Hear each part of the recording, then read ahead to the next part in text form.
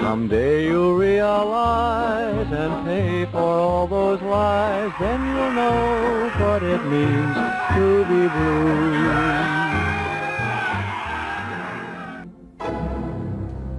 Don't settle for anything less than you can be.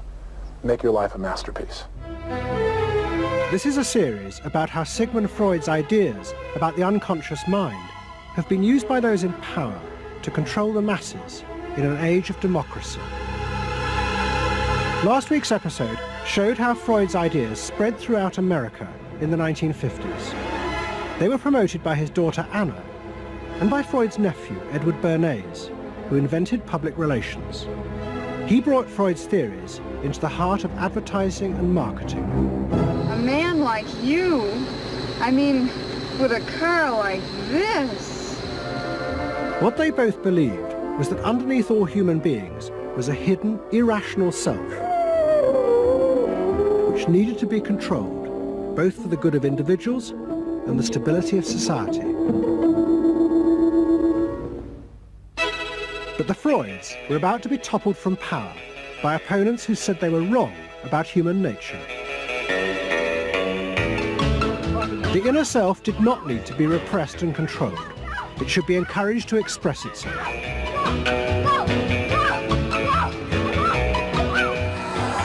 Out of this would come a new type of strong human being and a better society.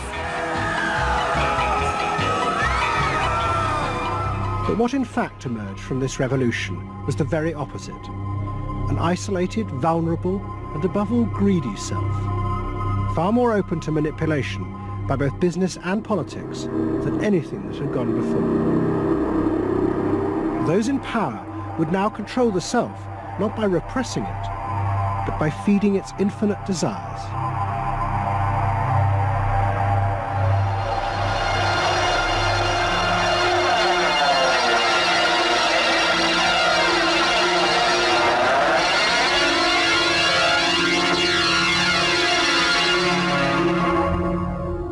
What goes on here is the liberation of feeling. In other words, feelings, not just memories, that have been suppressed. For example, screaming, crying, anger. You get a person who's really angry, and they're going to let it out. No! No! I could kill you!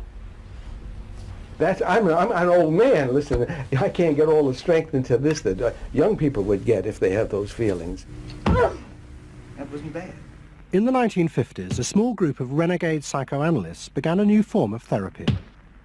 They worked in small rooms in New York City and encouraged their patients to express their feelings openly. I want help. I do. I want help. It was a direct attack on the ideas of the Freudian psychoanalysts, who had become rich and powerful, teaching Americans how to control their feelings. In Freud's work, you see, they were afraid of the feelings. They believed that what they wanted was contained people, very proper, doing the right thing and living a proper life. That's what they wanted, but not an intense emotional life. Freud wasn't emotional himself. I mean, he's an intellect, Freud. I was an intellect too, I know, but I'm also more than that now. The leader of this group was a man hated by Freud and his family. He was called Wilhelm Reich. Reich lived an isolated life in a house he had built for himself in remote mountains near the Canadian border. Reich originally had been a devoted disciple of Freud's in Vienna in the 1920s. But he had challenged Freud over the fundamental basis of psychoanalysis. Freud argued that at heart, human beings were still driven by primitive animal instincts. The job of society was to repress and control these dangerous forces. Reich believed the complete opposite. The unconscious forces inside the human mind, he said, were good. It was their repression by society that distorted them. That was what made people dangerous. Reich and Freud had two fundamentally differing views about what was essential human nature. At its core, Freud saw an uncontrolled, violent, warlike, raging inferno of emotions. Reich said these things are not the way human beings are originally destined to be. They're the result of not permitting the original impulse to express itself. The underlying natural impulse, Reich argued, was the libido, sexual energy. If this were released, then human beings would flourish. But this idea brought him into direct conflict not only with Sigmund Freud, but Freud's daughter Anna, who believed that the sexual forces in humans were dangerous if not controlled. My father thought that you should liberate the libido and have freedom, and he developed the theory rather early that neuroses were due to lack of good orgasm, or any orgasm. And that was, Anna Freud, you know, was a virgin. I mean, this is very important because she never had a sexual relation with a man. And here was this man preaching that the way to health was through orgasm. And here was this woman who had been analyzed by her father because she was masturbating. So here's this woman who's opposed to sexuality, really, and here's this man who's preaching sexual freedom. I mean, there was bound to be a clash, wasn't there? The conflict came to a head at a conference in 1934 in Switzerland. Anna Freud, who had by now become the acknowledged leader of the psychoanalytic movement, forced Wilhelm Reich out. She destroyed his career. She got rid of him, very definitely. And I guess part of what I'm doing is getting rid of her. Explain. Well, I think that Anna Freud shouldn't get away with what she did, that it should be known, maneuvering to get him kicked out of the International Psychoanalytic Association. So you're taking revenge? You might say so, right? Or wronging a right? No, righting a wrong. You better cut that one out. Isn't that called a Freudian slip? Yes, it is. Reich fled to the United States and built his home and a laboratory. His ideas became grandiose to the point of madness. He was convinced that he had discovered the source of libidinal energy. He called it orgone energy, and Reich built a giant gun, which he said could capture this energy from the atmosphere and concentrate it onto clouds to produce rain. He also said that the gun could be used to destroy UFOs, which threatened the future of the world. In 1956, Reich was arrested by the federal authorities for selling a device that he said used orgone energy to cure cancer. Reich was treated as a madman. He was imprisoned and all his books and papers burnt on the order of the court. A year later, Reich died in prison. To the Freudians, it seemed as if their main threat had been removed forever. But they were wrong. What the Freudians didn't realize was that their influence in American society was also about to be challenged, and in a way that would lead not only to their decline, but to the dramatic resurgence of Reich's ideas in America and throughout the capitalist world.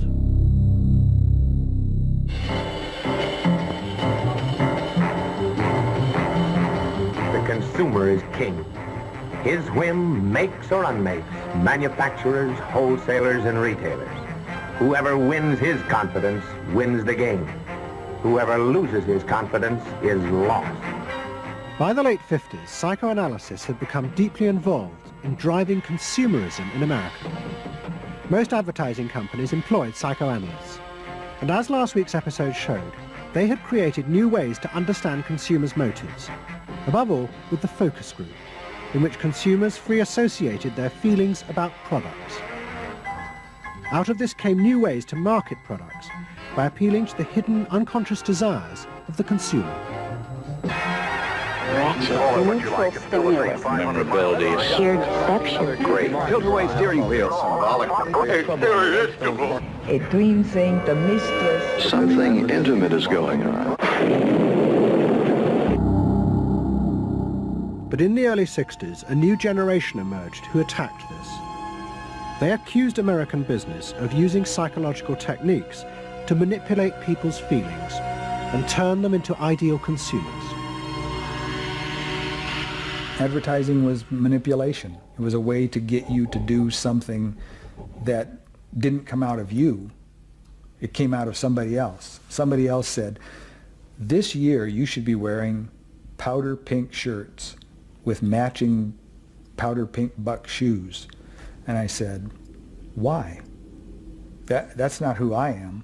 That's who somebody else is. They wanted you to be somebody who would buy their stuff. This whole feeling of being somebody else's tool. I don't want to be that. I don't want to be somebody else's man. I want to be me. In the mid-60s, a protest movement began on America's campuses. One of the students' main targets was corporate America. They accused the corporations of brainwashing the American public. Consumerism was not just a way of making money. It had become the means of keeping the masses docile, while allowing the government to pursue a violent and illegal war in Vietnam. The student's mentor was a famous radical philosopher called Herbert Marcuse. Marcuse had studied psychoanalysis and was a fierce critic of the Freudians. They had, he said, helped to create a world in which people were reduced to expressing their feelings and identities through mass-produced objects. It resulted in what he called one-dimensional man, conformist and repressed. The psychoanalysts had become the corrupt agents of those who ruled America. It was one of the most striking phenomena to see to what extent the ruling power structure could manipulate, manage and control not only the consciousness but also the subconscious and unconscious of the individuals. And this took place on a psychological basis by the controls and the manipulation of the unconscious primary drives which Freud stipulated. Think about it, dear American people out there. You hear him now? You're all brainwashed, kiddies. You're all brainwashed. That's why you're here. They're saying right now, kill the bum. Look, I look at you in the living room. You know, you're saying, kill me.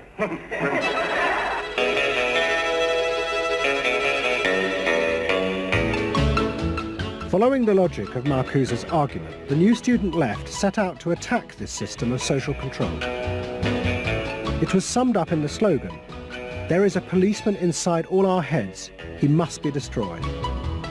And that policeman was going to be destroyed by overthrowing the state and the corporations that had put him there.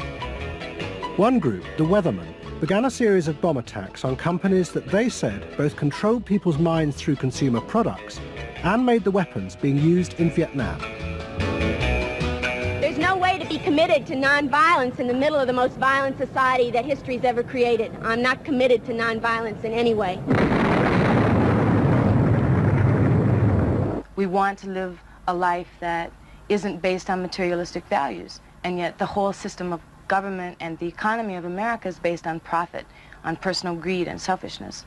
So that in order to be human, in order to love each other and be equal with each other and not place each other in roles, we have to destroy the kind of government that keeps us from asserting our positive values of life. But the American state fought back violently. At the Democratic Convention in Chicago in 1968, the police and the National Guard were unleashed to attack thousands of demonstrators. It was the start of a phase of ruthless repression of the new left in America. It culminated in the killing of 4 students at Kent State University 18 months later. In the face of this, the left began to fall apart. We had met the force of the state. It was much bigger and stronger and more powerful than we realized.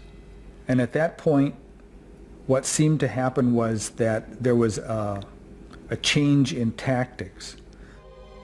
Confronted by this violent repression, many in the new left began to turn to a new idea. If it was impossible to get the policeman out of one's head by overthrowing the state, instead one should find a way of getting inside one's own mind and removing the controls implanted there by the state and the corporations. Out of this would come a new self, and thus a new society.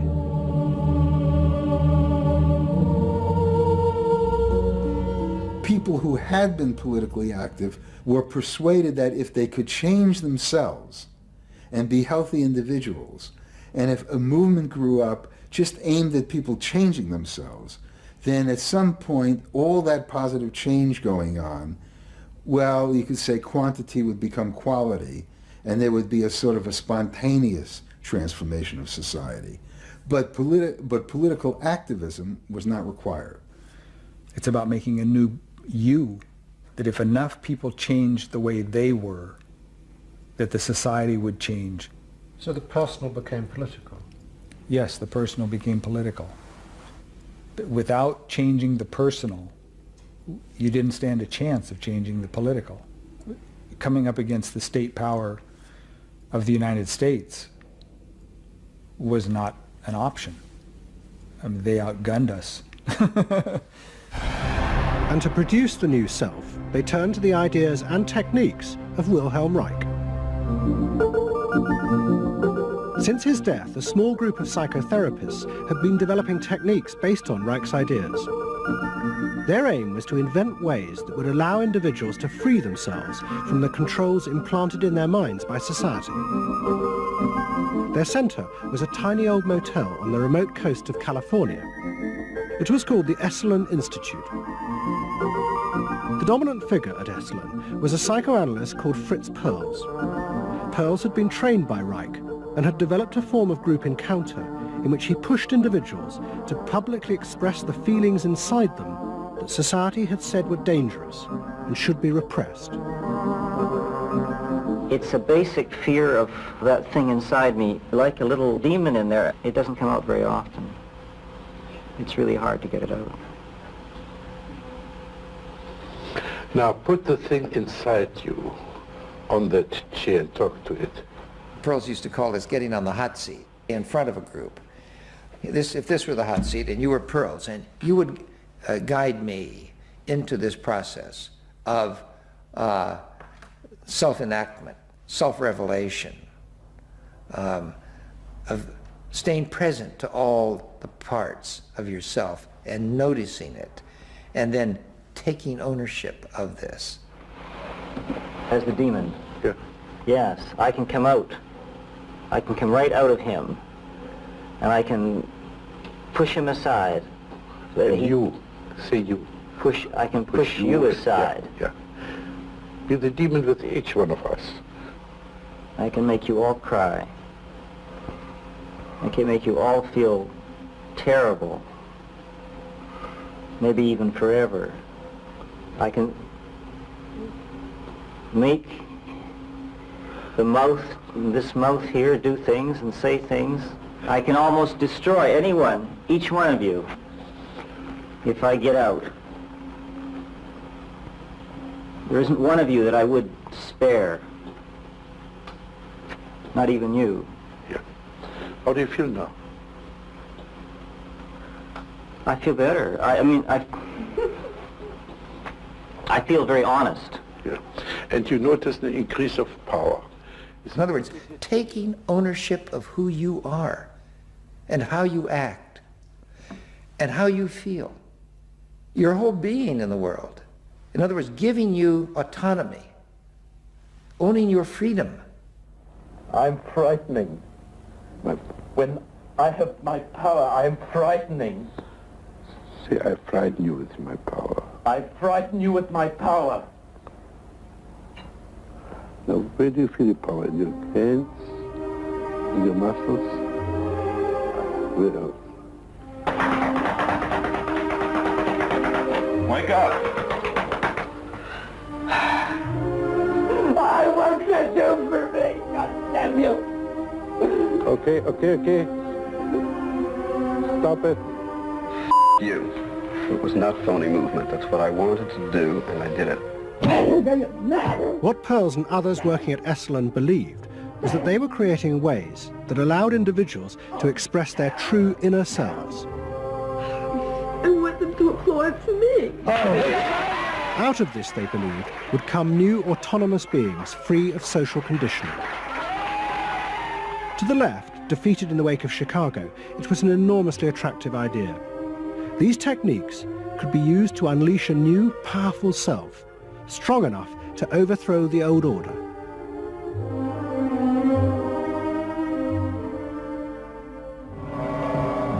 In the late 60s and early 70s, thousands flocked to Esalen. Only a few years before, it had been an obscure fringe institute.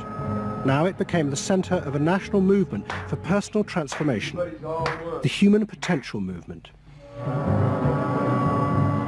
So it became magnetic. People wanted to join this stream of exploration. Within 7 or 8 years, there were about 200 of these centers in America looking mainly to Esalen for the leadership. I feel so liberated. Really? It's fantastic. And it took on a big political agenda. You could not separate personal transformation from social transformation. The two go together. As the movement grew, the leaders of Esalen decided to try and use their techniques to solve social problems.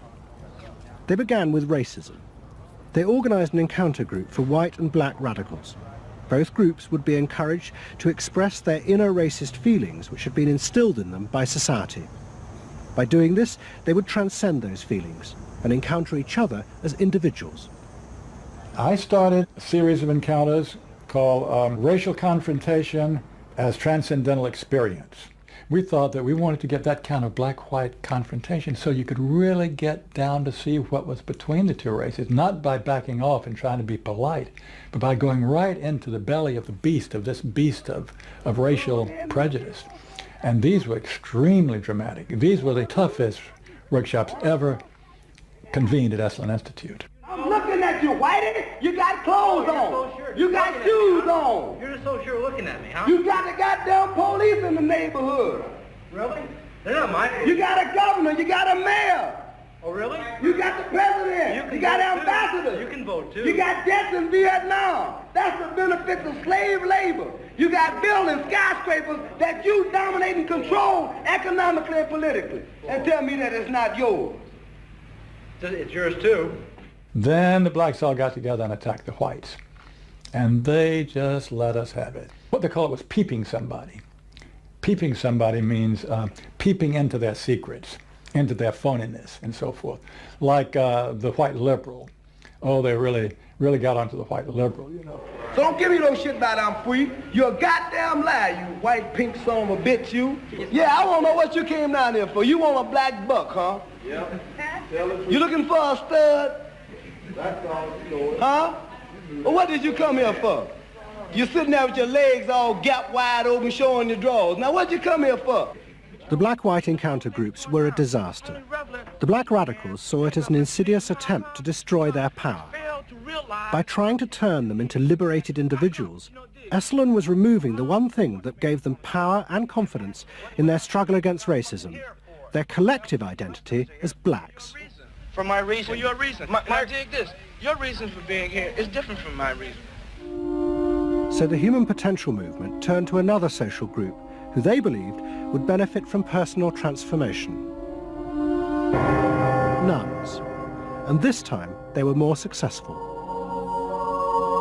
The Convent of the Immaculate Heart in Los Angeles was one of the largest seminaries in America.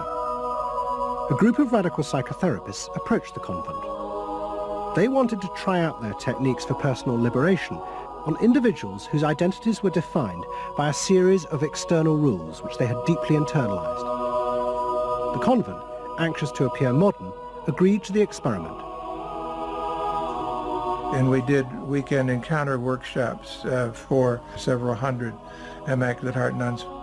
Nuns who were reserved, and they tended to be more reserved than other normal people, were told, don't be so reserved, let it all out. You're a good person. You can afford to be who you really are. You don't need to play the role of a nun. You don't need to keep downcast eyes. And prudence is an oversold virtue. You're trying to assert yourself, trying to find out who you are, who you're becoming. At the same time, you're trying to live a life of dedication, of service, and you're trying to make all these things fit into who you are, and you're just, you know, it's such a turmoil at times that you just blow a gasket and do silly, crazy things, you know. Running around the orchard and stealing oranges and taking Cokes out of the refrigerator and crazy things. I felt like I was being a hypocrite, and I wanted people to respect me for what I was, not for what I was wearing. And so I'm glad for the change. You feel frightened, but you'll go on. Oh yeah, I'm scared to death, but it's worth it. The experiment began to transform the convent. The nuns voted to discard their habits in favor of ordinary clothes. But the psychotherapists found they had awoken other forces. Solid. One of the things we unleashed was sexual energy. The kind of thing that the church had been very good at restraining was no longer to be restrained. One sister who was a member of the community, she got the idea that she could be freer than she had been before, and she seduced one of her classmates and then seduced the mistress of novices, who was an older woman, very reserved, and her program of freeing this older woman was sexual. She drove her to the store, and when they drove back and drove into the garage, she leaned over and gave her a big kiss on the lips, and thereafter sister, who had perhaps never been kissed before, was ready for more. The effect of the experiment on the convent was cataclysmic. Within a year, 300 nuns, more than half the convent, petitioned the Vatican to be released from their vows. And 6 months later, the convent closed its doors. All that was left was a small group of nuns, but they had become radical lesbian nuns. The rest gave up the religious life. They gave up being nuns. They did, yeah, they became persons.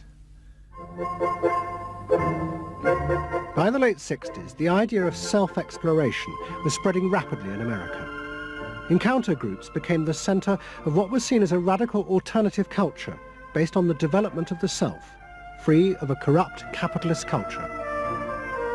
We just want the freedom to be ourselves, and that's for love, for experience, positive way of life.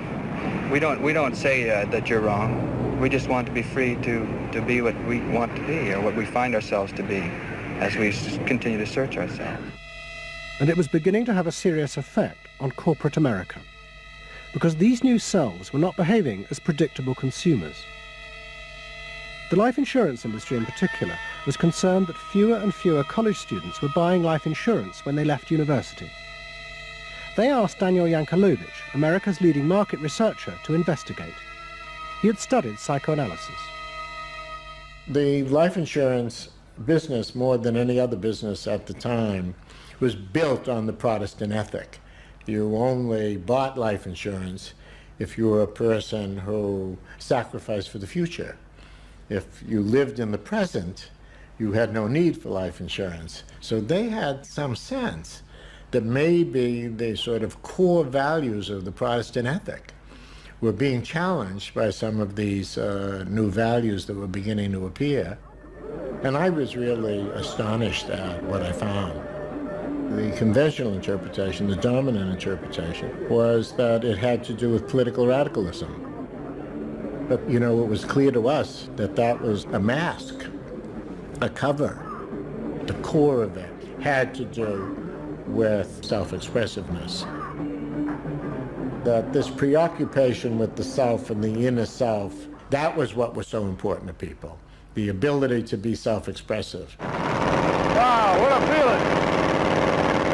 300 miles to go. We're out of sight. Yankelovich began to track the growth and behavior of these new expressive selves. What he told the corporations was that these new beings were consumers, but they no longer wanted anything that would place them within the narrow strata of American society. Instead, what they wanted were products that would express their individuality, their difference in a conformist world, the very things that US corporations did not make. Products have always had an emotional meaning. What was new was individuality. The idea that this product expresses me, and whether it was a small European car, the particular music system, Relaxing. Your presentation of self, your clothing. For immediate energy from our muscles and relaxing. These become ways in which people can spend their money in order to say to the world who they are. But the manufacturers, they had no idea of what was going on, really, with consumers and in the market at large. Major advertising companies set up what they called operating groups to try and work out how to appeal to these new individuals. The head of one agency sent a memo to all staff. We must conform, he told them, to the new non-conformists. We must listen to the music of Bobby Dylan and go to the theatre more. But the problem was, few of the self-expressive individuals would take part in focus groups. The advertisers were left to their own devices.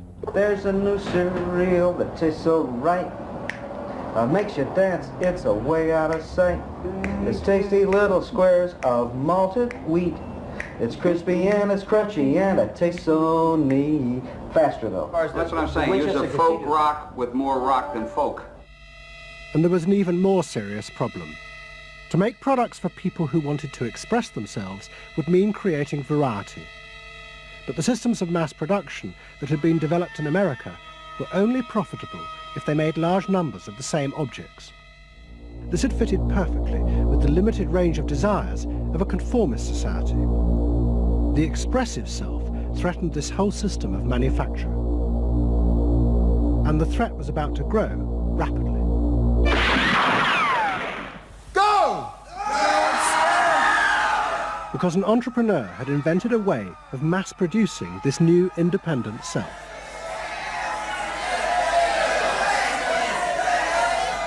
He was called Werner Erhard. Some of the stuff that we traditionally think of as being in your mind is actually in the world, because you're moving to that too. Erhard had invented a system called EST, Erhard Seminar Training.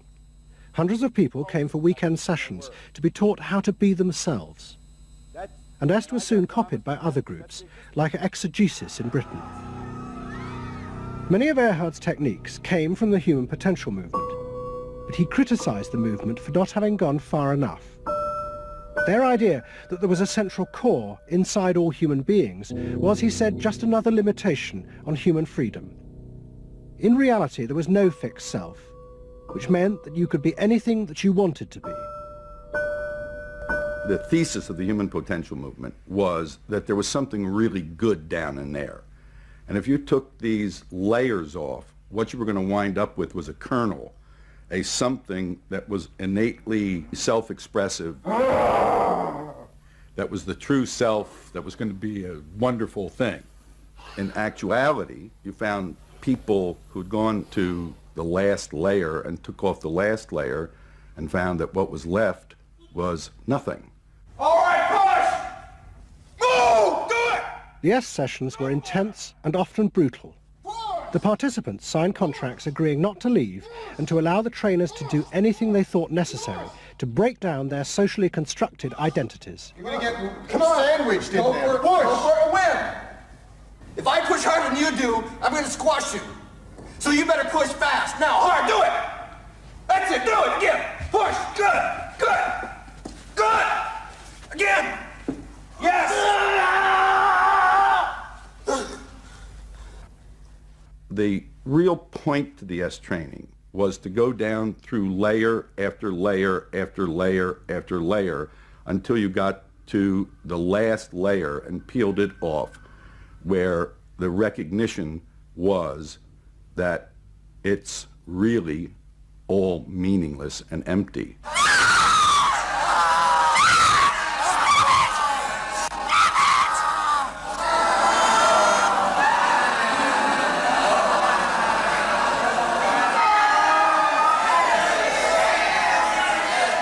Now, that's existentialism's endpoint. EST went a step further in that people began to recognize that it was not only meaningless and empty, but it was empty and meaningless that it was empty and meaningless. And in that, there's an enormous freedom.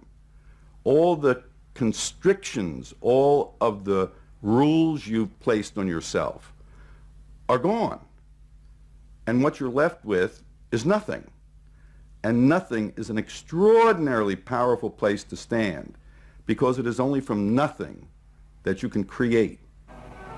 And from this nothing, people were able to invent a life, and allowing them to create themselves. Invent themselves. Invent themselves. You can be what you want to be.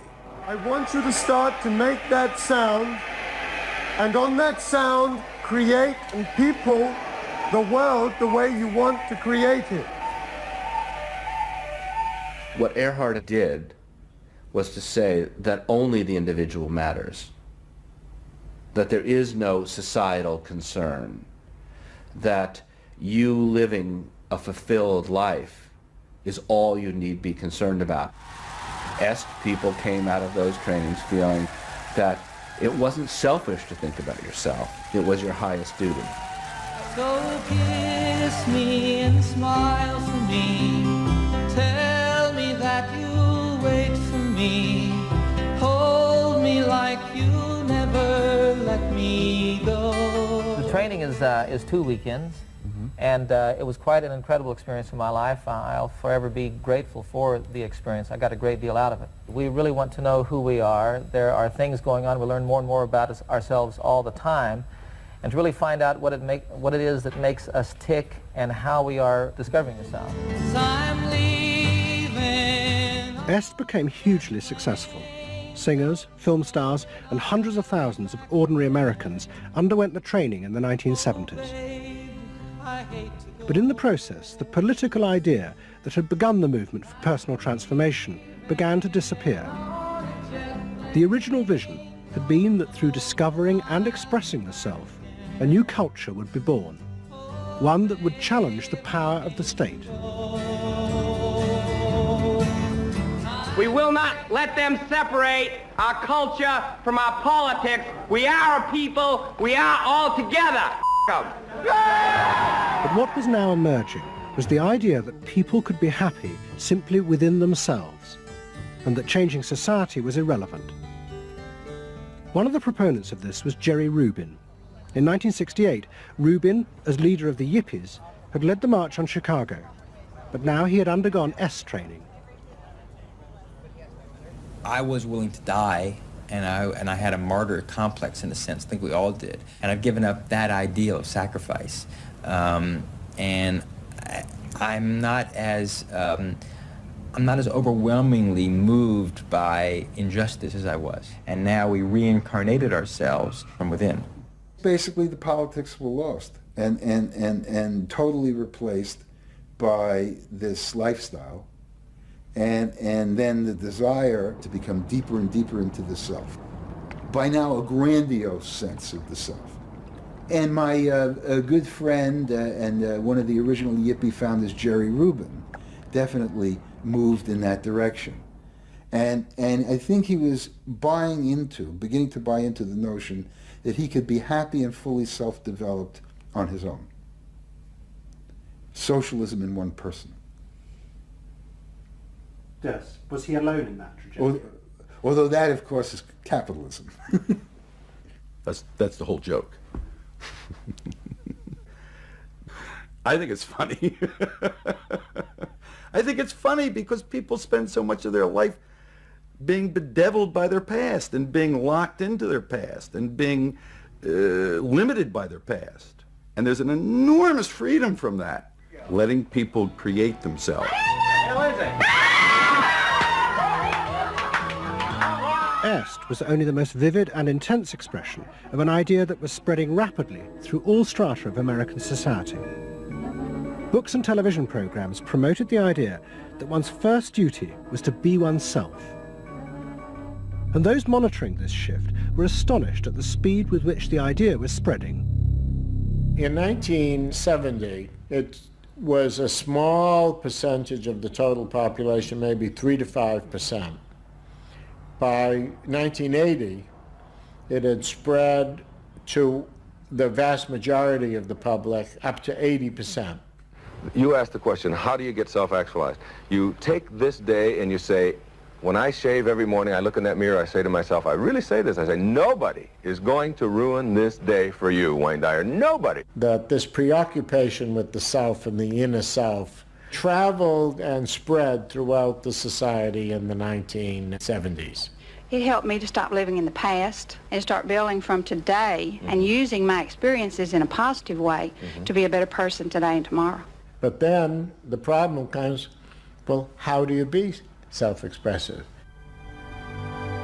And it was at this point that American capitalism decided it was going to step in and help these new individuals to express themselves, and in the process make a lot of money.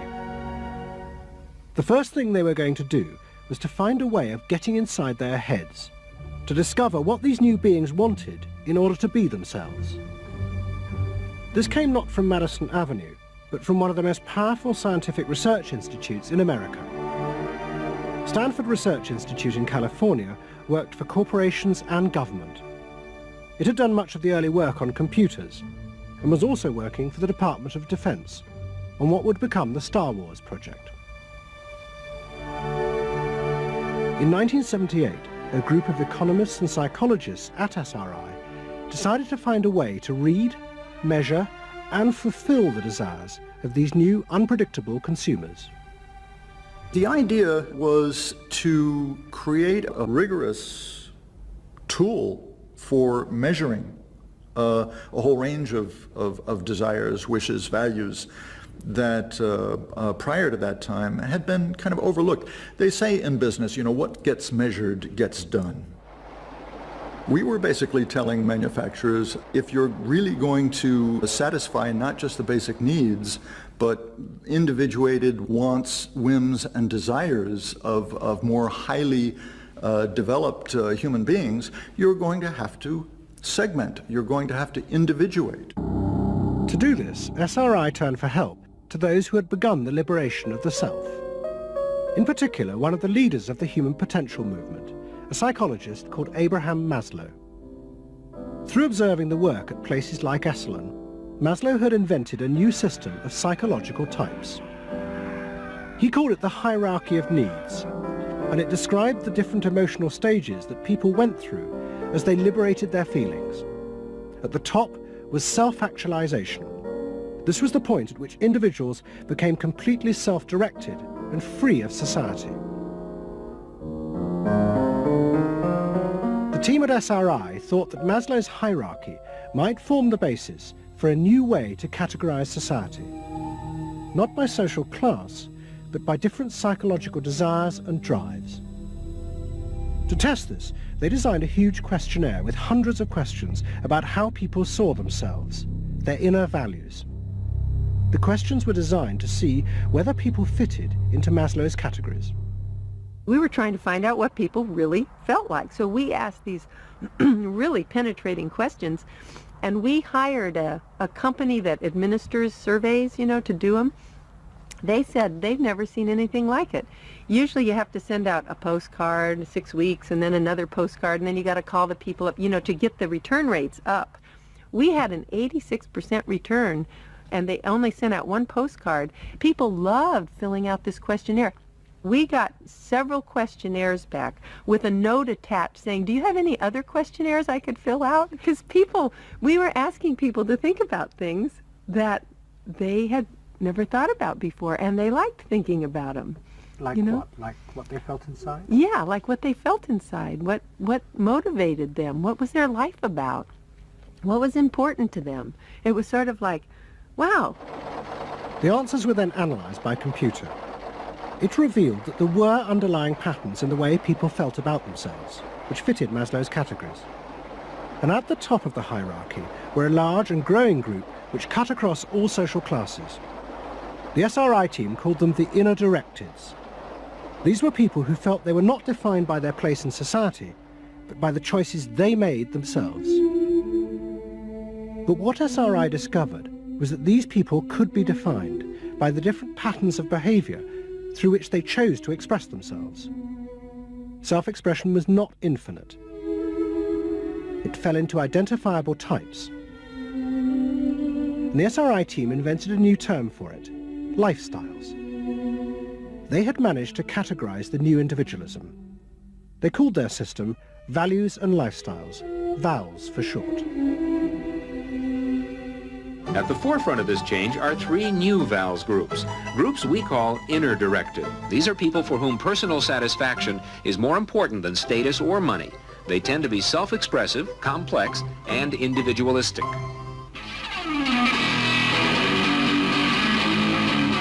Rob is an I am me. I am me's are searching for new values, breaking away from traditions and inventing their own standards. Rob even invented his own name, Rob Noxious. Jody is an experiential.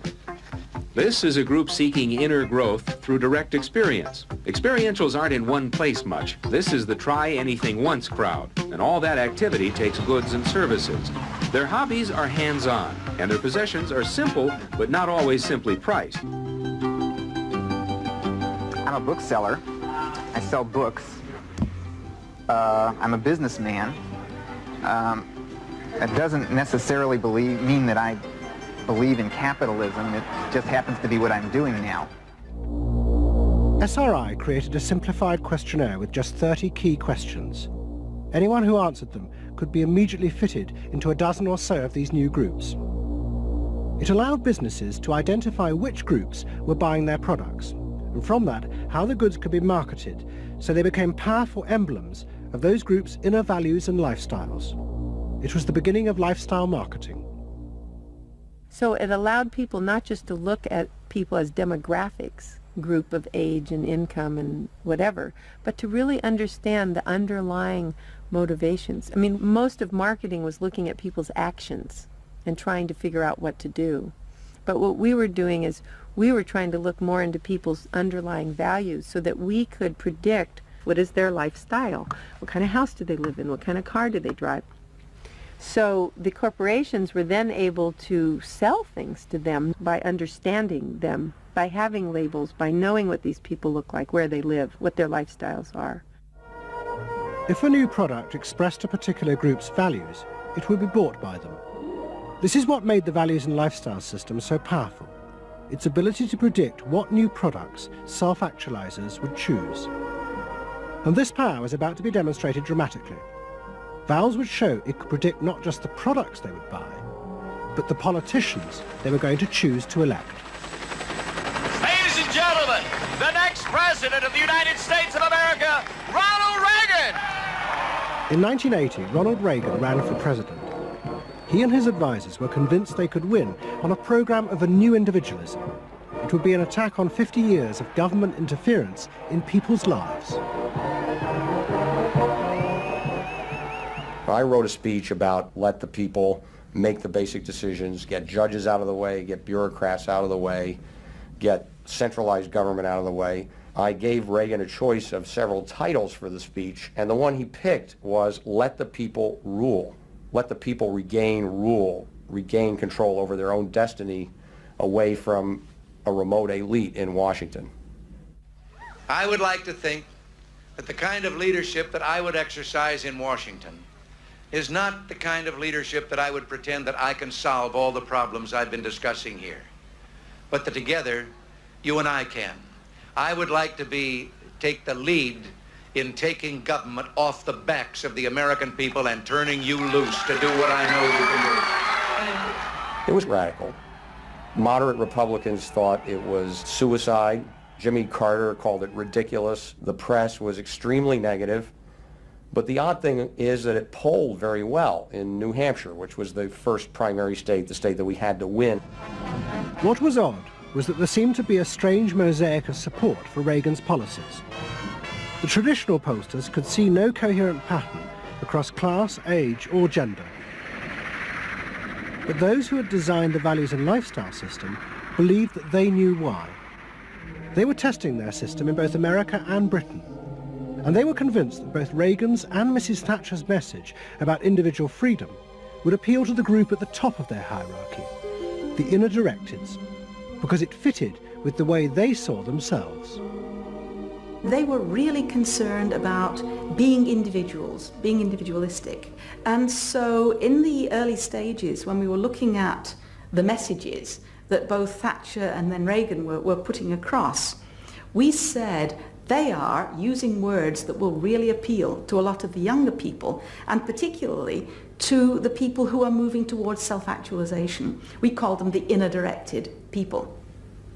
A lot of our colleagues said, that's absolutely ridiculous, because inner-directeds are very socially aware, very socially concerned.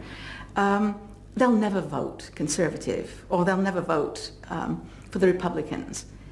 But we said, if Thatcher and Reagan continue to appeal to them in this way, they really will. And I vision leadership in taking government off your backs and turning you loose to do what you can do so well. Thank you very much. The idea that the new self-actualizing individuals would choose a politician from the right, not the left, seemed extraordinary. But to test their prediction, the Values and Lifestyles team did a survey of voting intentions, and they correlated it with their new psychological categories. When we said in our surveys, who are you going to vote for, sure enough, it was the inner-directeds who said that they would vote for Thatcher and for Reagan.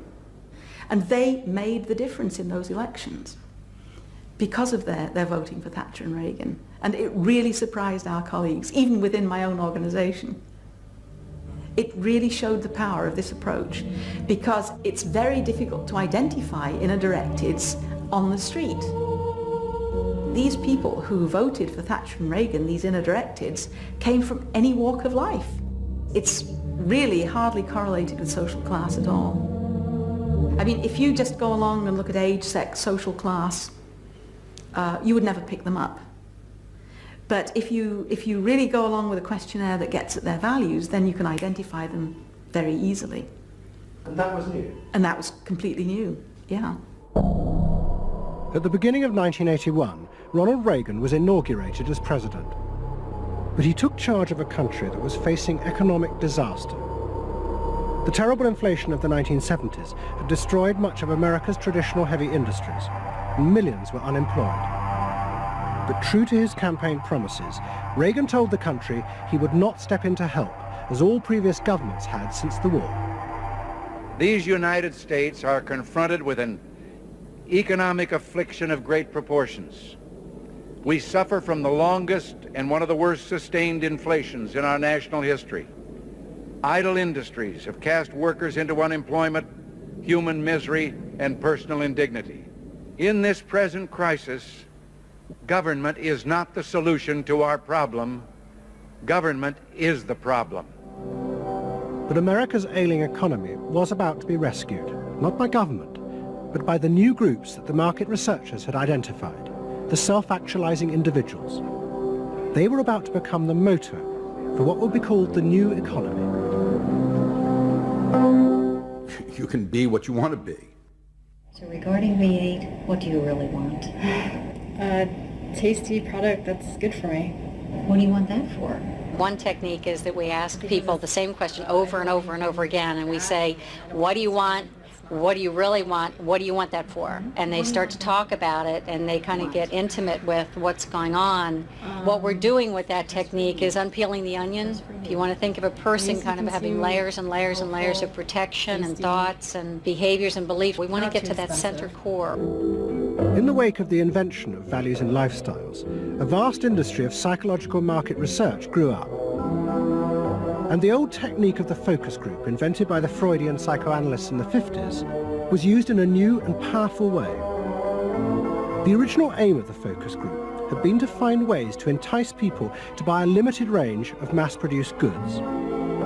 But now focus groups were used in a different way to explore the inner feelings of lifestyle groups, and out of that invent whole new ranges of products, which would allow those groups to express what they felt was their individuality. And the generation who had once rebelled against the conformity imposed by consumerism now embraced it, because it helped them to be themselves.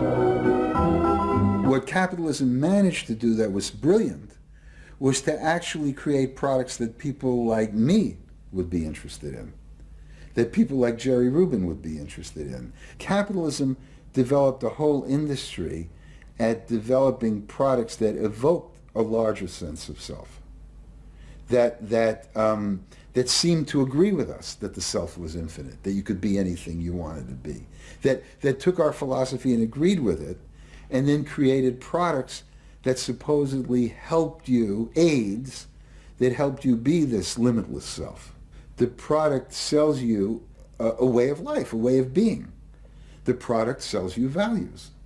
You dress this way, you live in a house like this, you have furniture like this, you use this computer. Do you have the regular jeans? Or? Oh, Gloria Vanderbilt does a lot in denim, in silks, and in cotton. You eat in these restaurants, there are values there, hipness, coolness. This is not, I repeat, not a marketing scheme. So the notion that you could buy an identity replaced the original movement notion that you were perfectly free to create an identity. And you were perfectly free to change the world and make the world anything you wanted it to be. Well, what I wear is a statement. And this vast range of new desires fitted perfectly with changes in industrial production. Computers now allowed manufacturers to economically produce short runs of consumer goods. The old restrictions of mass production disappeared, as did the worry that had bedeviled corporate America ever since mass production had been invented, that they would produce too many goods. With the new self, consumer desire seemed to have no limit. In the United States, the concern of companies was always that supply would outstrip demand, that we were producing too much, and that there was not a market for it. You don't hear that kind of talk anymore, because you've gone from a conception of a market of limited needs, and if you fill them, they're filled, to a market of unlimited, ever-changing needs dominated by self-expressiveness. That products and services can satisfy in an endless variety of ways, and ways that change all the time.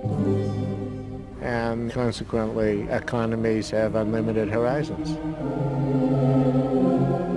Out of this explosion of desire came what seemed a never-ending consumer boom that regenerated the American economy. The original idea had been that the liberation of the self would create new kinds of people, free of social constraint. That radical change had happened. But while the new beings felt liberated, they had become increasingly dependent for their identity on business. The corporations had realized that it was in their interests to encourage people to feel that they were unique individuals and then offer them ways to express that individuality. A world in which people felt they were rebelling against conformity was not a threat to business, but its greatest opportunity.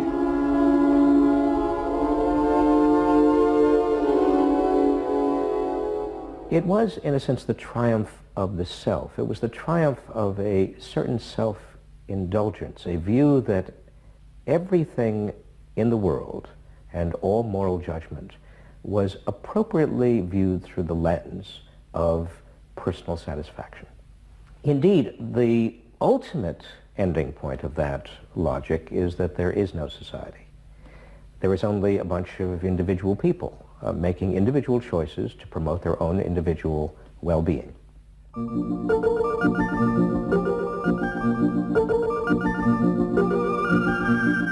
Next week's episode tells the story of how politicians on the left, in both Britain and America, turned to the techniques developed by business in order to regain power. But what they didn't realize is that what had worked for business would undermine the very basis of their political beliefs. They would find themselves trapped by the greedy desires of the new self.